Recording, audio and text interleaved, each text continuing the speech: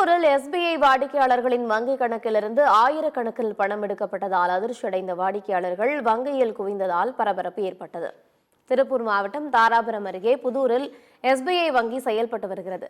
இந்த வங்கியில் கணக்கு வைத்துள்ள வாடிக்கையாளர்களின் வங்கிக் கணக்கிலிருந்து 10,000 முதல் 35,000 ரூபாய் வரை பணம் எடுக்கப்பட்டுள்ளது.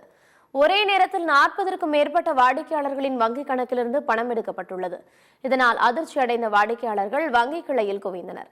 ஆனால் வங்கி ஊழியர்கள் உரிய பதிலளிக்காததால் வாடிக்கையாளர்கள் வாக்குவாதத்தில் ஈடுபட்டனர். நாங்க இதுல வரவு செலவு 20 வருஷமா வச்சிட்டு இருக்கிறோம். ஆனா இப்ப கேட்டா 3000 ரூபாய் எங்களுக்கு குடிச்சிட்டாங்க. கேட்டோம்னா பதில் சொல்ல மாட்டேங்கிறாங்க.